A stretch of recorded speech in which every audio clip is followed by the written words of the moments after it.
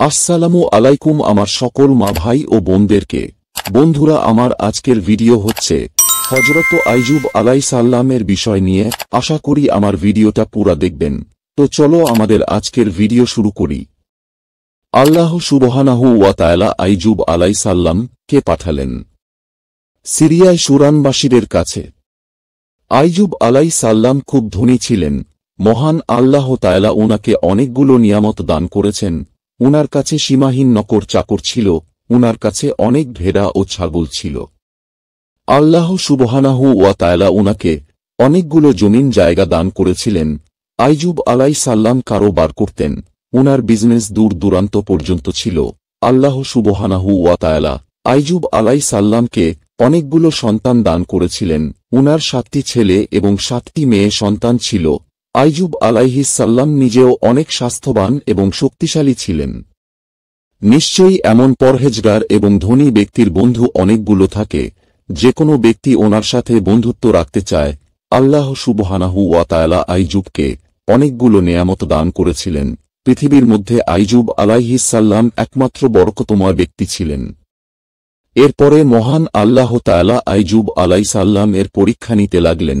এরপর পরীক্ষার নেওয়ার সময় হয়, আইয়ুব আলাইহিসসালামের উনার সমস্ত ব্যবসা বন্ধ হয়ে যায় এবং উনার সমস্ত সম্পদ শেষ হয়ে যায়। অর্থাৎ উনি ফকির হয়ে গেলেন এবং আইয়ুব আলাইহিসসালামের সকল সন্তান পর্যন্ত মারা গেলেন। সন্তান মারা যাওয়া অনেক দুঃখের বিষয়। আইয়ুব আলাইহিসসালামের 7 মেয়ে সন্তান এবং 7 ছেলে সন্তান উনার সামনে মারা গিয়েছিলেন এবং উনার সকল ভেড়া ও ছাগল পর্যন্ত শেষ হয়ে যায়। এইসবের সাথে সাথে আইয়ুব আলাইহিসসালামের সুস্থতাও কেড়ে নিলেন, আর উনি অনেক অনেক অসুস্থ হয়ে বিছানায় পড়ে গেলেন। অসুস্থতা এত বেশি ছিল যে চলাফেরাও বন্ধ হয়ে গেল, অর্থাৎ উনি প্যারালাইজ হয়ে গেলেন, অর্থাৎ উনি বিছানা থেকে উঠার ক্ষমতাও হেরে ফেললেন। এমনকি উনার হাড়গুড়ের নড়াচড়া বন্ধ হয়ে গিয়েছিল।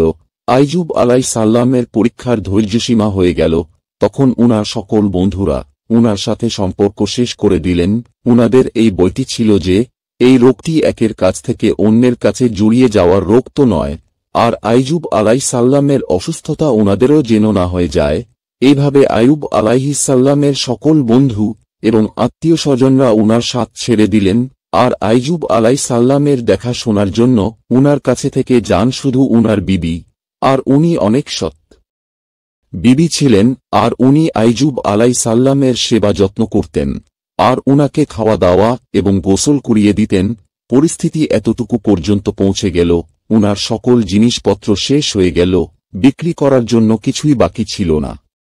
পরে আইয়ুব আলাইহিসসালামের বিবি মানুষের ঘরে কাজ করতে লাগলেন, অর্থাৎ কিছু টাকা রোজগার করতে পারেন এবং উনার স্বামীর সেবাযত্নে ঔষধপত্র কিনতে পারেন। আইয়ুব আলাইহিসসালামের উপর এই পরীক্ষা 1-2 মাস নয়, পুরা 12 বছর পর্যন্ত ছিল। অন্য এক রিবায়াতের মতো এই পরীক্ষা 18 বছর পর্যন্ত চলছিল। আইয়ুব আলাইহিসসালাম এত দীর্ঘদিন পর্যন্ত সবর করতে থাকলেন।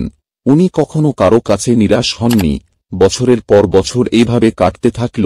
আইয়ুব আলাইহিসসালামের বিবি উনাকে বললেন, আপনি তো আল্লাহর রাসূল, আপনি যদি আল্লাহর কাছে দোয়া করেন তাহলে আল্লাহ সুবহানাহু ওয়া তাআলা আপনাকে সুস্থ করে দেবেন, আমাদের খারাপ পরিস্থিতিকেও ঠিক করে দেবেন। তখন আইয়ুব আলাইহিসসালাম উনার বিবিকে বললেন। আইয়ুব আলাইহিসসালামের বিবি জবাব দিলেন 80 বছর।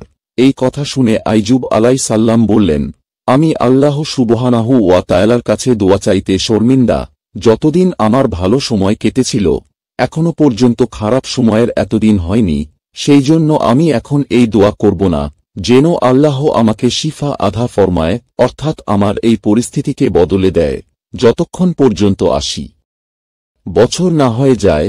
যেইভাবে আমি ধন সম্পদ সবকিছু নিয়ে 80 বছর ছিলাম, ঠিক এইভাবে অসুস্থতা এবং দরিদ্রতায় 80 বছর না হয়ে যায়। এই কথা শুনে আইয়ুব আলাইহিসসালামের বিবির মন খারাপ হয়ে যায়, কারণ উনার বিশ্বাস ছিল যে আইয়ুব আলাইহিসসালাম দোয়া করলেন, নিশ্চয়ই দোয়া কবুল হবে। পরিস্থিতি এখন এতটুকু পর্যন্ত পৌঁছাল। মানুষ আইয়ুব আলাইহিসসালামের বিবিকে কাজ দেওয়া পর্যন্ত বন্ধ করে দিলেন, এই ভয়ে যে আইয়ুব আলাইহিসসালামের অসুস্থতা উনার বিবি হয়ে উনাদেরও যেন না হয়ে যায়। পরিস্থিতি এতটুকু খারাপ ছিল। একদিন আইয়ুব আলাইহিসসালামের বিবি নিজের চুল কেটে বিক্রি করে দিলেন, যেন কিছু টাকা পেয়ে ঘরের খরচ উঠাতে পারেন। এইসব দেখে আইয়ুব আলাইসাল্লামের মনে অনেক দুঃখ কষ্ট লেগে যায়। আর উনি আল্লাহ তাআলার কাছে দোয়া করলেন, হে আল্লাহ, আমি অসুস্থ হয়ে পড়েছি, আপনি তো রেহেম করার চেয়েও আরো বেশি দয়ালু। আমি পরীক্ষার মধ্যে পড়ে গিয়েছি, আর তুমি রহমান আর রাহিম, আর আমার পরিস্থিতির বিষয়ে আপনি ভালো জানেন।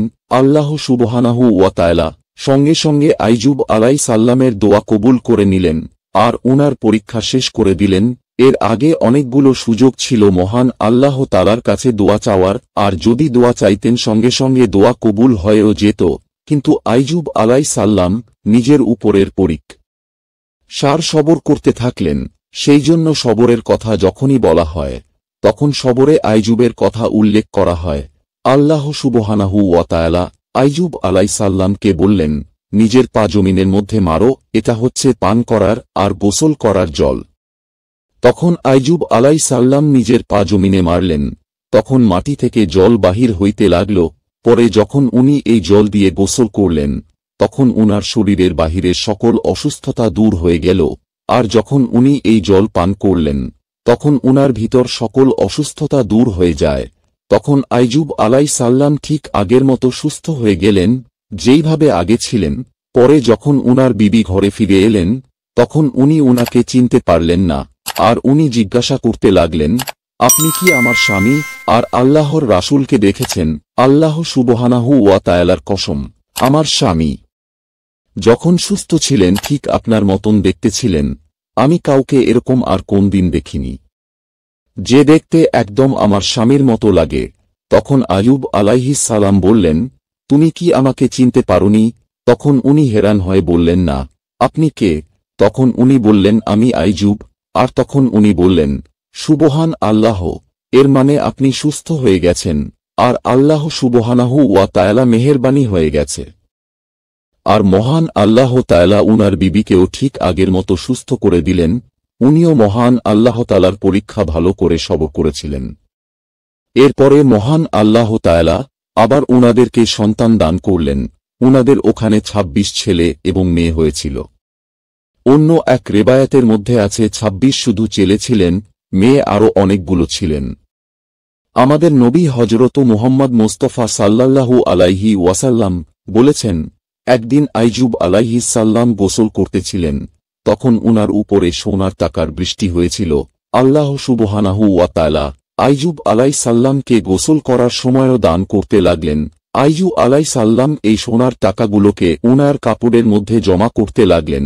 এটা দেখে মহান আল্লাহ তাআলা বললেন, হে আইয়ুব, আমি তোমাকে কি ধন সম্পদ দান করিনি, আর কি এই নতুন ধন সম্পদ দিয়ে মালামাল করেছি না?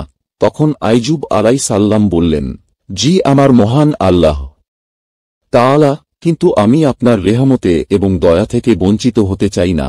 তারপরে মহান আল্লাহ তাআলা আইয়ুব আলাইসাল্লামকে উনার সুস্থতা এবং ধন সম্পদ ফিরিয়ে দিলেন, সন্তানাদি আবারও দিয়ে দিলেন।